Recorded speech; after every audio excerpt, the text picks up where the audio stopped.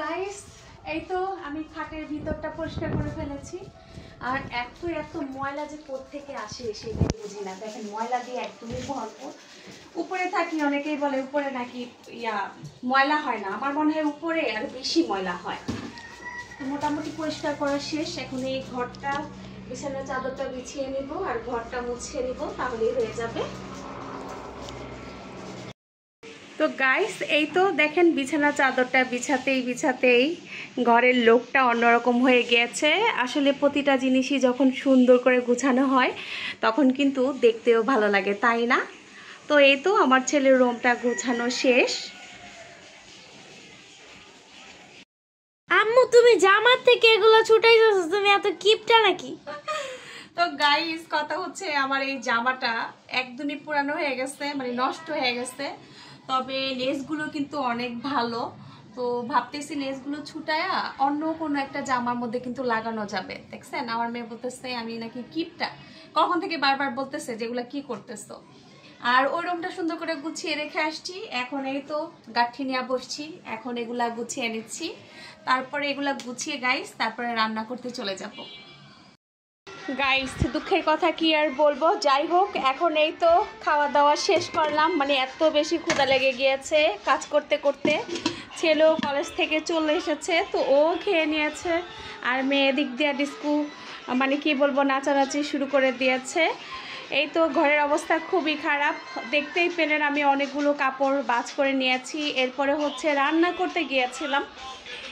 এই যে দেখেন সবজি নিয়ে নিয়েছি। হাজবেন্ড বললো আজকে নাকি হচ্ছে ফুলকপি দিয়ে ভাজি খাবে। তো এর মধ্যে আমার মেয়ে এসে বলতেছে আম্মু ডয়ের থেকে অনেক বেশি গন্ধ আসতেছে, তুমি একটু দেখে যাও। তো এরপর হচ্ছে এই ডয়ারটা খুলেছি, এটা থেকে ইঁদুর মরা বের হয়েছে। আসলে সেটা আমি দেখাতে পারিনি, সরি, ফেলে দেওয়া হয়েছে। তো এটার মধ্যে এত কাপড় ছিল, এখন এগুলা কি করব বলেন তো, একদম গন্ধ লাগতেছে। আর এই কাপড়ের মধ্যে হচ্ছে ইঁদুর মরে একদম পচেছিল। এখন এগুলা কি আর এইভাবে পরা যাবে বলেন তো, এগুলা তো একদম খোলায় নিতে হবে। কি একটা প্যারের মধ্যে আসছি, কখন রান্না করব আর কখন খাবো আজকে বলেন তো। গাইস যেহেতু খেতে হবে প্রায় হচ্ছে 2টা বেজে গিয়েছে, তো চিন্তা করলাম আগে রান্নাটাই সারি, তারপরে বাকি কাজগুলো করে নিব। ওই যে খাটের অবস্থা ওরকমই আছে, চিন্তা করতেছি আগে রান্নাটা করে নেই, তারপরে রান্নার ফাঁকে ফাঁকে কাজগুলো করে নিব। এই তো এখানে আমার হচ্ছে সেই ফুলকপিটা কেটে নিচ্ছি। আজকে তো এমন কিছু করব না, জাস্ট হচ্ছে ফুলকপিটা ভাজি করব আর সাথে ডিম ভাজি করে নিব, একটু ডাল রান্না করব আর একটু মুরগির মাংস আছে সেটা দিয়ে বাচ্চাদের হয়ে যাবে আর কি। গাইস ফুলকপির ভাজিটা তো অলরেডি হয়ে গিয়েছে, শেষে হচ্ছে ধনিয়া পাতা এখন দিয়ে দিচ্ছি। আর এই ভাজিটা কিন্তু আমার হাজবেন্ডের ভীষণ পছন্দের একটা খাবার, তো উনি বাসায় আসলেও খুশি হয়ে যাবে। আর আমার তো আজকে এত বেশি কাজের চাপ, তেমন কোনো কিছুই করিনি, দেখা যাবে এটা দিয়ে তার ভাত খাওয়া হয়ে যাবে। হাসি আমি দেখতে ভালোবাসি।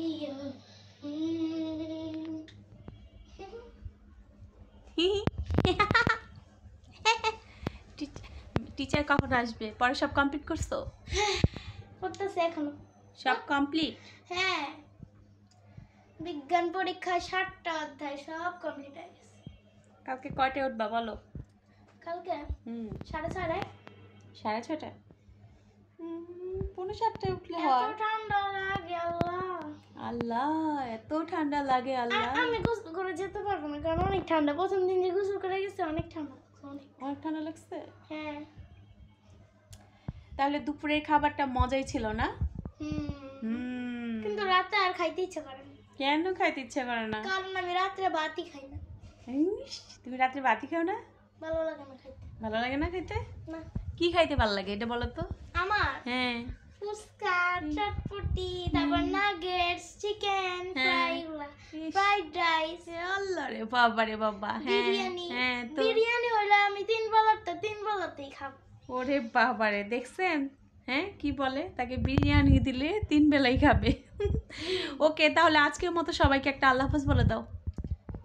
বাই বাই, নাচি নাচি বাই বাই, টাটা।